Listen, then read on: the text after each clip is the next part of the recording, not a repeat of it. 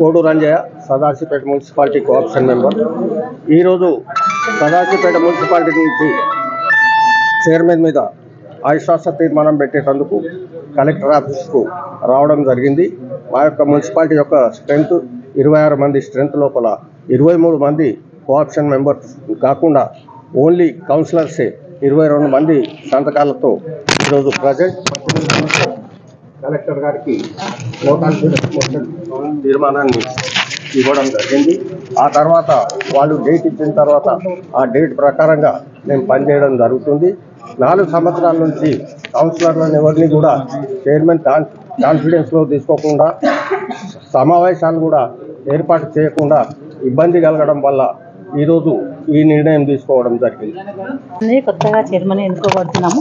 పాత చైర్మన్ తోటి మాకు ఎట్లాంటి పనులు కాదు, అందుకని మేము మన పార్టీని కొత్త చైర్మన్గా ఎన్నుకుందామని కలెక్టర్ ఆఫీస్కి వచ్చాము. సదాశివపేట మున్సిపాలిటీకి సంబంధించి ఈరోజు 26 మంది కౌన్సిలర్లలో 22 మంది కౌన్సిలర్లు అవిశ్వాసానికి మద్దతు తెలుపుతూ కలెక్టర్ గారిని కలవడం జరిగింది.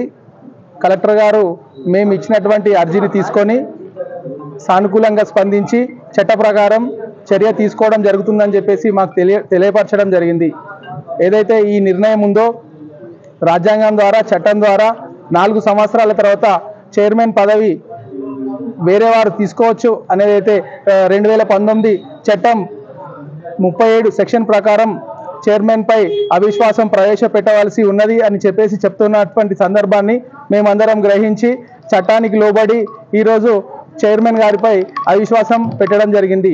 బీఆర్ఎస్ పార్టీ తరఫున మేమందరం అవిశ్వాసంలో పాల్గొనడం జరిగింది.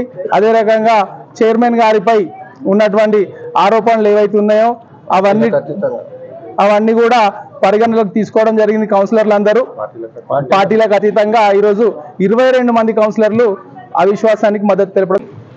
అపర్ణ పార్టీ అన్ని పార్టీలు నాకు సహకరిస్తున్నందుకు వారికి ధన్యవాదములు. అందరి సహకారంతో సదాశివపేట పట్టణాన్ని అభివృద్ధి చేస్తాను.